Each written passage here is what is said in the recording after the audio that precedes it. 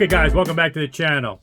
This could be a phenomenal video and maybe a series, but I'm not exaggerating when I say that probably this past weekend, I've been hitting at it in the YouTube shorts if you've been following along, but if you haven't, this is probably the most extensive and comprehensive setup of gear in a room I've ever seen, and probably maybe 0.001% of audiophiles I've ever had what was done this past weekend done in their room. And when we're talking about everything, you're going to hear about it, but I'll give you a little quick summary because I tend to treat these videos like an episodic series, and you even know who Doug is because the person we're featuring is my best friend Doug back to high school, who's been on the channel many times, but I want to give you this intro. If you want to jump ahead, go ahead. But Doug, if you don't know, is a longtime friend of mine. He's audiophile. I have videos with him choosing the MBL 101 after doing demos with other speakers, Rockports and YG.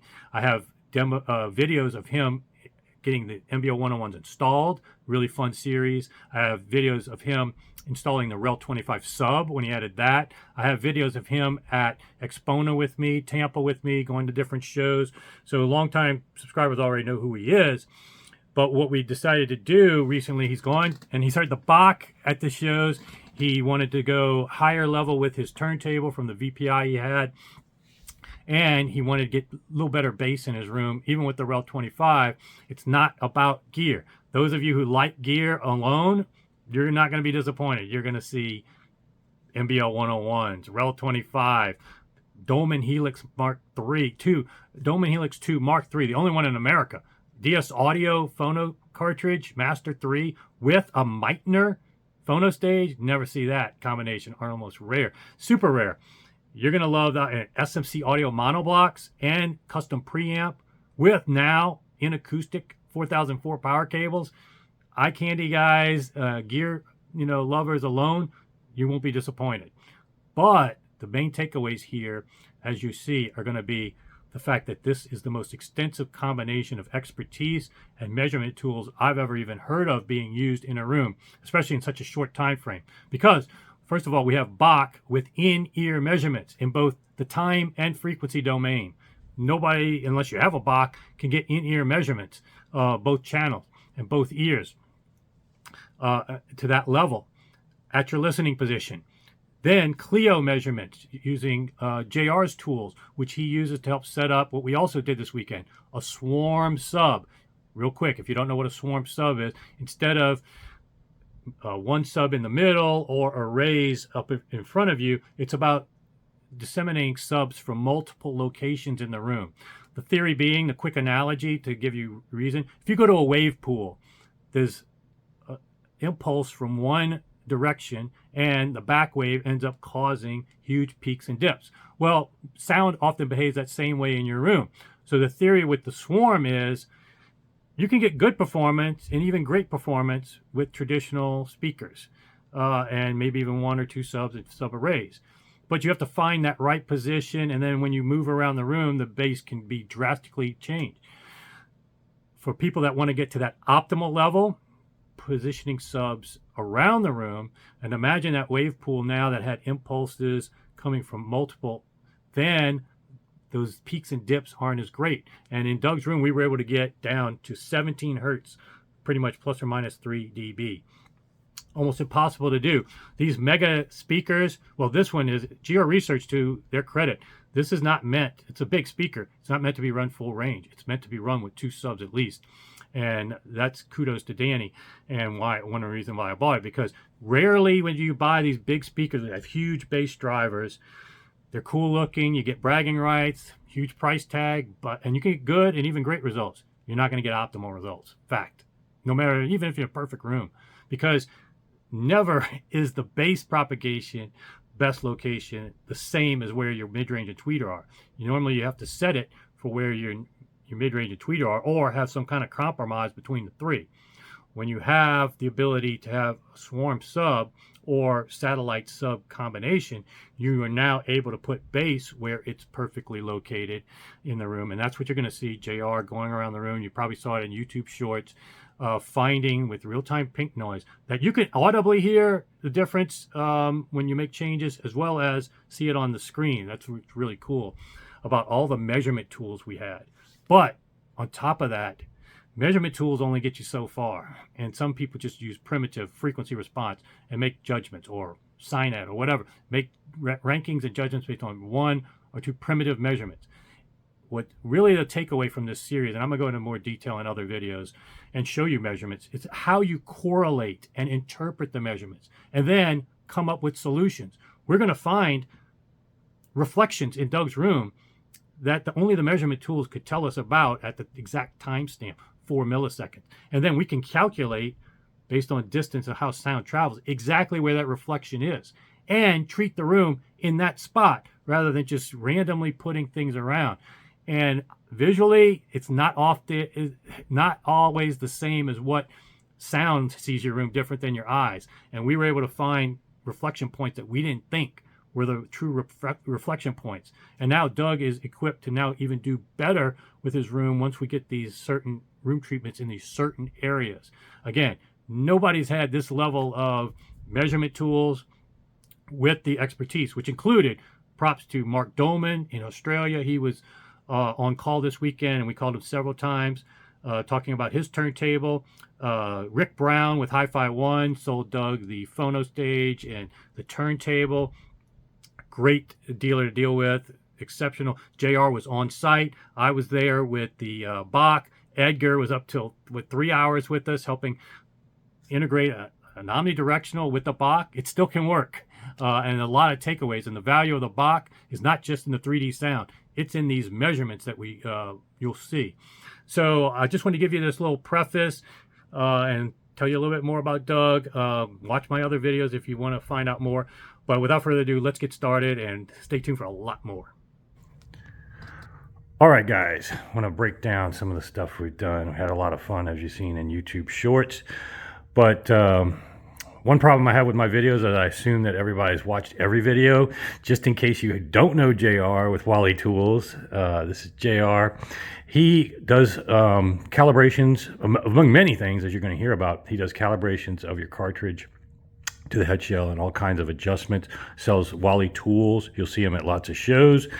And he's going to tell us a little bit more. But what he and Rick Brown, hi-fi distributor that I've featured on the show many times, helped put together this system for analog, which includes the Dohmann Helix 2 Mark III, first one in America, with the Kuzma 4-point, a DS Audio Master 3, and we're going to talk about that Master 3 in a minute, how he got the Master 3, and the Meitner DS Audio Phono Stage. So let me turn things over to JR just to kind of go over the system, what he did and what he does, in case you guys aren't familiar, but also specific to what we did here at Doug's. All right, thanks, Jason. Like you were saying, this is the first Mark III of the Helix 2 in the States. This has just been released. Mark III has got a lot of upgrades and changes over the Mark II version. But Mark Dohmann, who's the designer behind this, is a wonderful engineering mind. He knows what he's doing. It's a beautiful table. It's got the -K system built right into the chassis, which is a fantastic benefit for isolating the platter and the tone arm from environmental noise. And remember that noise, if you watch my videos, you know that noise, just the amplitude of those noises just need to be even in the nanometer range for us to even hear it. So far less than we could ever feel. Yes, it is audible. I want to jump in there because a -K platform that he mentioned is what is used underneath electron microscopes. Is that correct? That's right. It's and so laboratory use first and foremost. There's a lot of stuff done to plinths and vibration control and isolation. Yeah. That's effective. But when you're talking about nanometer level of the stuff that you can hear, you really, that's one of the most important things you want with a turntable, because that's the whole point of it, to get those nanometers. To isolate, because this is a mechanical transcription instrument, right? So the grooves are, the content in the grooves that we can ultimately resolve through the speakers or headphones can be measured in the low triple-digit nanometer range. Now, nanometer is a millionth of a millimeter. And I got a video on this called The Microscopic World of Analog. The low triple-digit nanometer is actually a conservative estimate And that's smaller than the wavelength of light.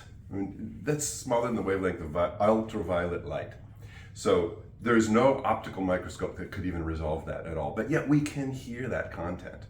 We can hear that content if, because it's a mechanical transcription system, if everything is in order. And there are a lot of things to sort in order. That's right. Most people aren't hearing it, especially if you've got a lot of vibrations, both floorborne and airborne.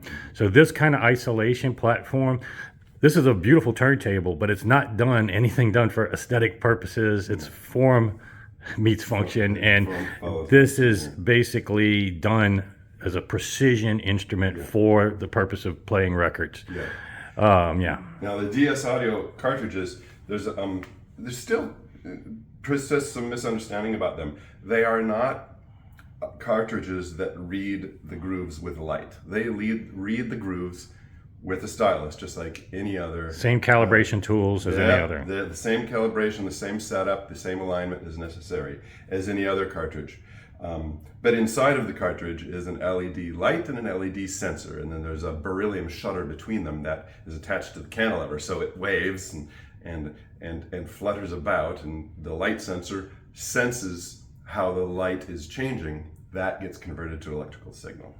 So it's still a mechanical transcription unit, not optical. Besides, when you consider that those laser turntables used to exist, people think of that, yeah. Right? But remember what I just said.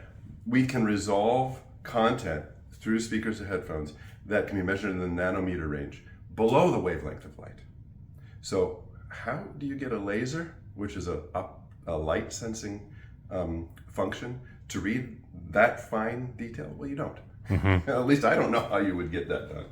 So yeah, and the Kuzma arm, Frank Kuzma makes easily some of my favorite arms. I've got 4 different arms of his in my laboratory for different purposes. Again, just wonderful engineering. Are there prettier arms? Of course there are. But this is really badass looking. I was looking at it from the side. It almost seems like it's built for this turntable. It matches perfectly. And yeah, again, form meets function with this setup. It looks great, but this is a precision playback instrument. This is kind of the products I like in the hobby, where you're not doing too much to fluff it, Yeah. So what we did, you'll notice that there's a brass between the cartridge and the head shell. There's a brass shim. Corrective shim. Yeah. So I made that for him. First, what I do is my clients will send me their cartridges into my laboratory, and then I'll analyze them. I'll analyze them for how they were built and how the stylus was mounted to the cantilever. There are only 3 manufacturers in the high-end audio world of stylus cantilever assemblies. 2 of them are Japanese, 1 of them is Swiss. There's only 3 that sell to all of the cartridge manufacturers. They mount that stylus to the cantilever within tolerances. We know with what shaped tool the grooves were created into the lacquers in the mastering lab in the first place. We know at there are 4 angles, what 4 angles they're targeting to implement on the lathe to create that groove. But what's been sadly lacking in the playback side is attentiveness to nailing those 4 angles for playback, so that you can have the shape, which is the playback stylus is a facsimile of the shape that cuts the groove. Right. But if those contact edges of that playback stylus aren't properly oriented, it's a mechanical certainty that you will not read all of the information in the groove. So I analyze how is it mounted and what corrections need to be made to the cartridge for both stylus rake angle, vertical tracking angle, 2 different things, by the way, for different reasons, azimuth, and then zenith correction, which is a real big one that is being completely ignored in this industry and is way out of control. Again, I got videos on that. So that brass shim helps us to get that into proper position, because often the corrections that are needed to be made for the cartridges are greater than the arm will allow. The average SRA correction that cartridges need, I database the hundreds of cartridges I analyze. The average SRA correction is a hair over 3 degrees. There isn't an arm I know of that will do 3 degrees.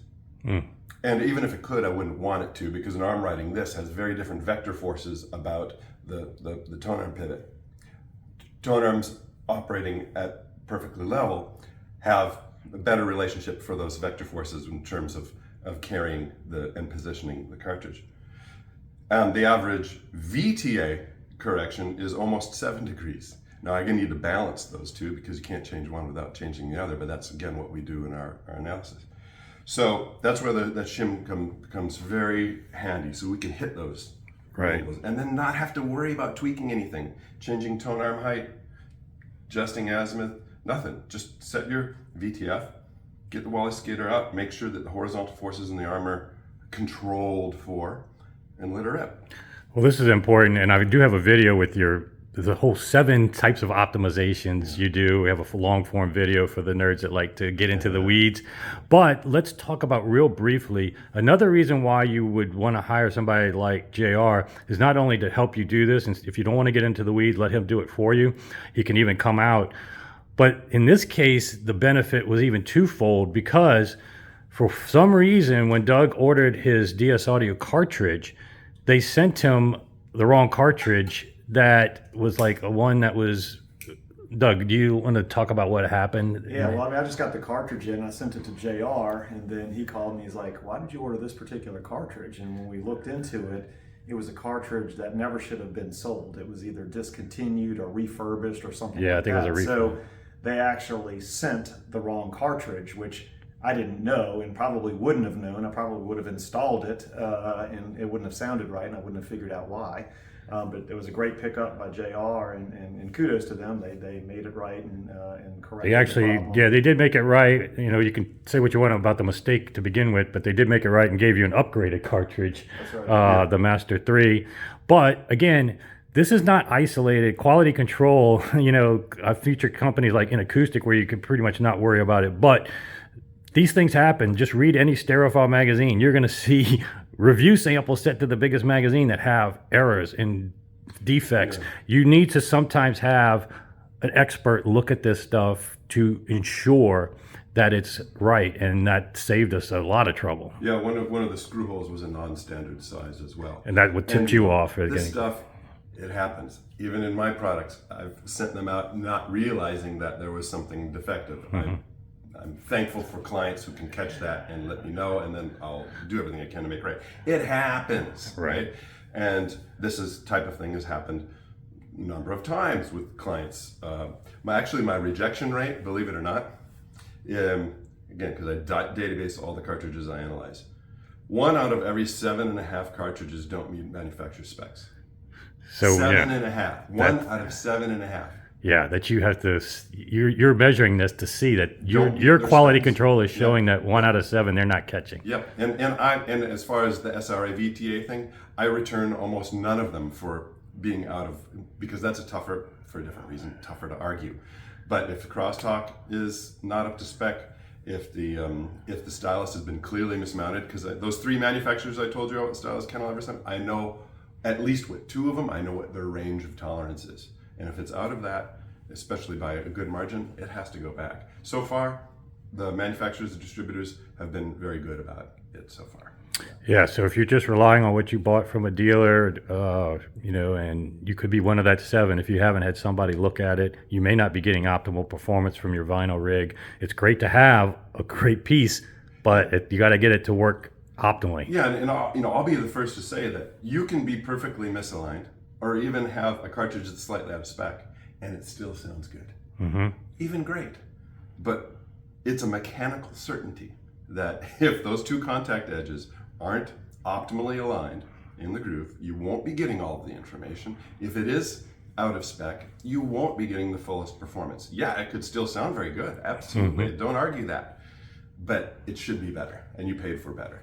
That's a good transition, because not only does that apply to LP, but lots of people have systems that they say sounds good. They trust their ears. It sounds great to them, but it still may not be optimal. Yeah. And the case is perfect. We're going to transition to what we did, and you also do with subwoofer setup. I mean, Doug's system was a great system. It's got great gear. It's got NBL, the SMC monoblock, the REL 25 sub, just state-of-the-art electronics. You've heard it featured before. sounds great in general, and certainly benchmark to most people's systems. But when you want to take that next step, it requires measuring the room, treating the room, and doing what we did with this subwoofer swarm system, where you think you're good enough with just one sub. Sometimes you can do better, always do better, and get more optimal placement. So why don't you walk through what we did to implement a swarm sub, which, if people aren't aware, what the swarm is kind of thought of as multiple subs, usually around 4, strategically placed in the room. Yeah. And I think I showed some YouTube shorts where you were actually measuring at the walls. Yeah. And so maybe let you take over from here, kind of explaining what you do. But before I do, so that I don't forget, the listeners of this video might very well hear some echo right now in how we're talking in this room. And indeed, they're hearing correctly. There is some reverberation here. So, and a lot of us live with this to lesser or greater degrees, but there is overdamped and there's underdamped, and then there's a sweet spot. And there's plenty of literature out there about what that sweet spot is. So we could go about willy-nilly and just, damp the hell out of this place so you're not hearing this echo, which we're hearing in the performance, by the way, so we know what to do. But because we've measured, we know at what frequencies are we having problems, and how far away are we from our target range in reverberation time, so we have an idea of how much absorption to put into the room. Without that, we're kind of running blind, and we can hope to get lucky. Right? So what can be measured should be measured. Not everything can be measured that can be heard, and not everything that can be heard can be measured. But there is a lot of overlap, so there's opportunity. So to the swarm setup. Oh, and yeah, just to mention, before we get off, we actually found the reflection points that were causing the problem that we were getting with impulse response and reflection. So we know where to treat now, instead of putting them just where aesthetically it looks good and, like you say, exactly haphazardly. We actually temporarily put stuff there, remeasured, and found that there was a difference. And the reverberation that we found, and especially the biggest reflection, came from the ceiling. By far. And one of the things we did was take this mic. I'm going to show you a little technique you could use at home. If you're trying to figure out if you've got an impulse response, especially if you've got the Bach, you get in-ear measurements and you say you got a reflection. This is an advantage of having the Bach, but then you want to diagnose where that reflection is. We didn't know if it was coming from side walls. Initially, we thought this would cause a problem. Visually, you look at this and say, oh, that rack must be causing reflection. Actually, it wasn't. We could not find a problem at all relative to the other side. Visually, you would think, but sometimes visually is not how sound looks at your room. We found that the reflection was after doing this. I put a pillow over the mic, and that got rid of the reflection when we remeasured, so we knew it was coming from the ceiling hitting the mic. And so these are just techniques you can use to, again, people just doing regular measurements, haphazardly putting stuff and hoping for the best or getting modest changes is not the same as hiring expertise where you have people like us that can come in and do a thorough job. And now let's transition to the sub, which even requires more strategic placement of the subs in certain areas. Yeah. So with the subs, we got 4 subs to place in the room. And what I did first is to measure where are the best places to put subs, and the room will tell me that. Okay, and I often am very surprised at what I see, but what I look for as I'm flooding the room with broadband noise from the main speakers, what I'm looking for is I go and measure potential locations to put the first sub. I'm looking for big nulls in the bass region. And I'll memorize them, and you'll see towards the lower part of the wall, I've got some pieces of tape, and those are spots that were candidates to put subs from during the process. So I'll find my first location that I want to put a sub. I'll put the sub in, then I'll integrate that as well as possible, roughly with the rest of the speakers, the main speakers. And then I'll go and hunt for the second location around the room. And I do this, and then find the second location, put in the second stub, then flood the room again with broadband noise, and keep looking. So that's actually the easy part, but it takes a while. to find where are those locations and study what's happening, right? And are the nulls I'm looking for, where are they in strategic places? Like maybe in the first octave from 20 to 40, if I see that there's a big suck out at 20 to 40, but there's not much at all of a suck out from, say, 60 and above, I might remember that spot and think, if I need some first octave support, that's going to be a good place to put a sub.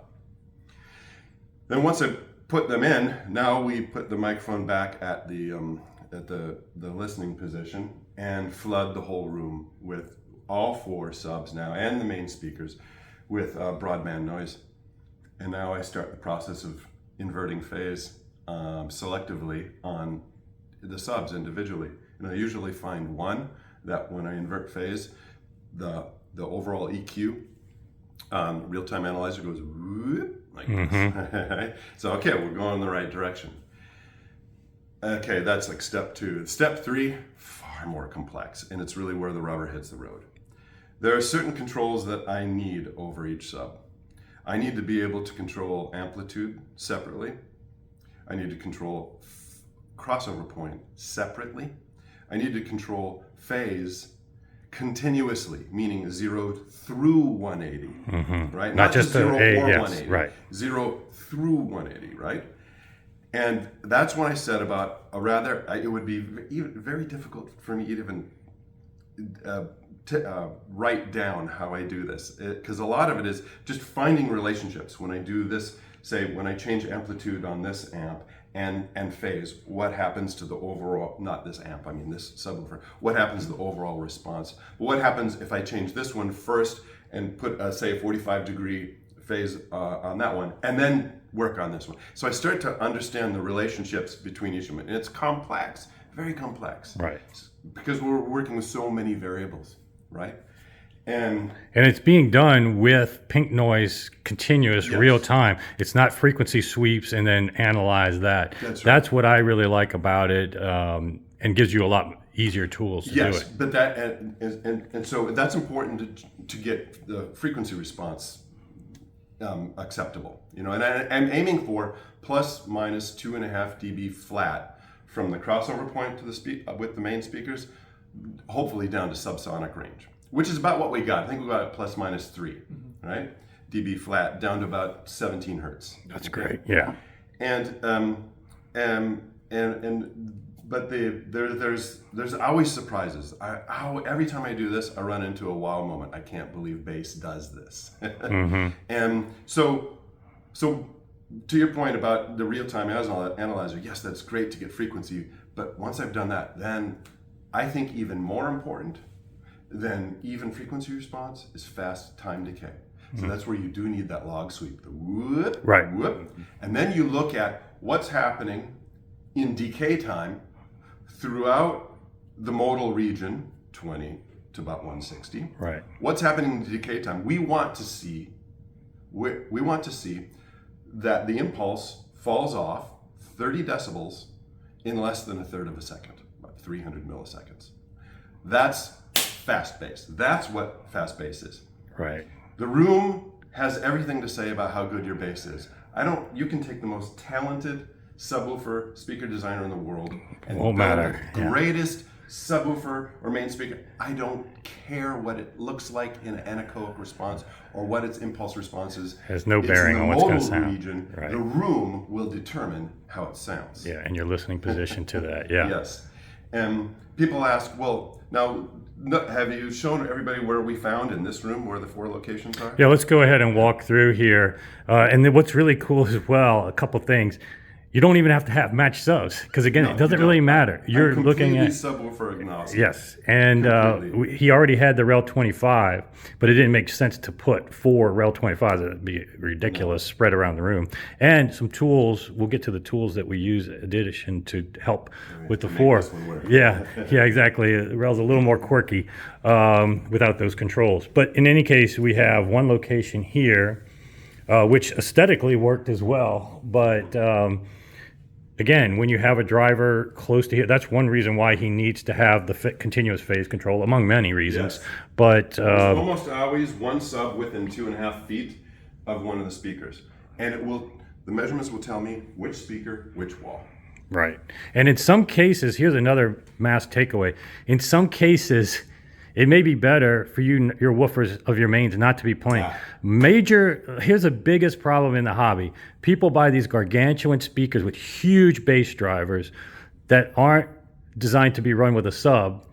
And rarely are those bass drivers in the best location where the mid-range and tweeter are best. And that's what this is highlighting today with measurements, proof, decay time, as well as frequency response, that oftentimes a satellite sub setup has a higher optimal potential for performance in most people's rooms than these gargantuan speakers that you're running full range. And I do that myself. Even the GR Research and Extremes aren't really full range speakers. They're designed to run with a sub for this exact reason. The sub is often, bass frequencies are often never in the optimal location because you're with your mains. propagating bass symmetrically into a room. So you're guaranteed that both the left speaker and the right speaker are going to exacerbate the same room modes. Yep. Right? Where if you're distributing asymmetrically and being strategic about where they go, you can work with the room. The whole idea of this bass quadrature is that we are working with physics, not against it. Right. This is working with physics. And that's why, unfortunately, we had to disable the use of the bass. Yeah, we found that actually was better. And so, in most cases, you can't move the bass module of your speakers. So sometimes you even have to turn them off to get that optimal performance. You can get good. It was good. Now you're getting optimal. It was better, And that's by no means a slap at MBL or any other speaker designer for that matter. It's just, it's not working with physics, again, to propagate bass symmetrically into rooms. Into most people's rooms, unless you have a purpose-dedicated room where that location is going to be ideal. So let's go to another. This is my old sub. That kudos to SVS. This now obviously the plate amp failed, but they not only had a replacement for this model that they don't make anymore. They had an upgraded plate amp, and so I gave it to Doug. Doug just ordered the replacement plate amp, got Bluetooth connectability, stuff that I didn't even have before at a very modest cost. SVS has really won the day for us here doing comparisons. Not that REL's bad, but the customer service, the controllability, the value of SVS should not be overlooked. It can really, more control. So kudos to them. So we found one here. Now, obviously, a driver firing this way, sometimes you got to do those phase controls to help. And then we found another location over here. And so he bought two of these smaller REL subs, sealed box. They're all sealed boxes. And then we did the calibrations, the measurements. So both audibly, as Doug was able to attest to, because he knew before and after, and measurements-wise from both the decay time, because he had a room, you said around 20 hertz is when the room was starting to excite and kind of hold some energy. Oh, yes. Before we started, we weren't really getting any audible bass in the first octave, right? Yeah. But we could see that the first half octave, 20 to 30, the room was holding on to bass. So we were getting some smearing, but weren't even getting the benefit of hearing that bass. So now we're hearing it, and we're getting faster decay, right? When you fix the bass, the soundstage improves, clarifies. The mid-range takes on a new clarity. It's incredible how bass that, when it is out of control, can really smear all the presentation. I still think that the understanding the psychoacoustics of bass in the modal region, the first three octaves, is not fully understood. And I'm not the guy to research that. I'm on the other side, but hopefully somebody figures this out a little bit better, because it's just there's more to be learned. Well, the other takeaway, I have to throw this in because I'm Mr. DSP, is number one, these subs have DSP in them to help you do what we were able to do, which you can't do through traditional room treatments or whatever. Obviously, we are putting in room treatments because getting to the Bach, that's what told us to get the most from omnidirectionals are not ideal in theory for a Bach system, but some of the most adamant fans of the Bach have MBLs, but it requires certain treatments that are different than if you own MBLs where they tell you diffraction, diffusion. We're going to put in some absorption and treat the room from just a general perspective should be better as well. No echo. But that should even improve his Bach results more. But we also had to use DSP and a couple of things. And I want to showcase a product that Steve McCormick helped us found.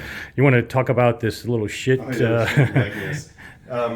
So yeah, this is a headphone preamplifier, and we're using it to control to control the sub array. Two benefits. One, instead of the preamp seeing the input impedance of 4 subs, it's seeing only the input impedance of this. So it's an easier load on the preamp. Secondly, it gives us this volume control so that some recordings are bass shy, some are a little bass heavy. So now Doug has easy opportunity to tailor just a little bit with the bass output to control by recording if he should like. Yeah, it was like $200 from shit. Right. And thanks to relieves the Steve stress McCormick. on your preamp. Yes, it does, yeah. So it's although kudos again to SVS. If you daisy chain SVS subs, they do buffer the output such that you are not, again, SVS is really one today. It's not that, Rel's doing some quirky things where I had to put in the DS speaker to save the data to keep using the Rel. Only reason is we stopped using the high level input on the Rel, which that's their calling card, but both JR and I are not particularly fans of that. It's good that they offer both options. You have success with it, so be it. But what we were able to do here, because we were using XLRs, caused us a little consternation because it didn't say it in the manual. We had to figure it out that the XLR inputs have no crossover. So the driver was just running. We were like, why are we hearing 150 hertz or 200 hertz from this sub?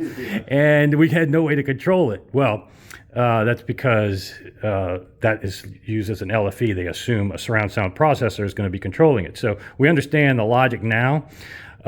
Wish it was in the manual. But in any case, I put in this DS speaker that Doug had, and now we use that to control, similar to what the SVS gives us controls of the Rel. And man, then L4 could be used, and immediately we saw better results. And even to the last hour last night, we were rerunning, because this was not a smooth installation by any means. There were a lot of parts where we were sweating it. What the heck is going on here? Yeah. I was like, I'm done. I'm going back to Yeah, we found lots of things. I mean, even the Bach was not working right at first because of we were getting all these reflections and hash. And, things happen. Sometimes it's minor things, just the left and right could be not set up right. Hums. Came and went. Now what? This is quite amazing as well. This is probably the biggest amazing thing for me is that we have subs plugged into different outlets that are on different circuits. Zero hum. You hear nothing. Great job by Doug on the electrical here. And speaking of that, I don't want to overlook these badass Inakustik cables we also installed. These things are beast, and they are just like made for this system aesthetically. We're using that as sound treatments, the snake up The wires. right now Yes. we had to do with whatever wires we had. This will all get cleaned up in due time.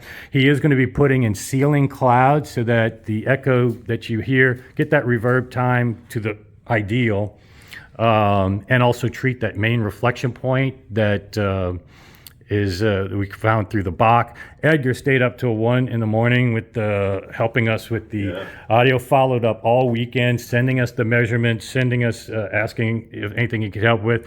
So having JR, Edgar, Audiophile Junkie, Doug is no slouch either. It was very helpful. Dave came out.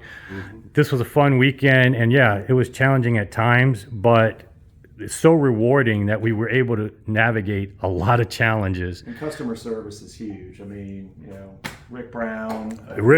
Yes. I mean, they connected JR to the lab in Australia or something. Actually, we were talking to, if you saw my short, JR was able to talk to the Mark Dohmann in Australia. Twice. Yeah, for the first Mark III Helix 2.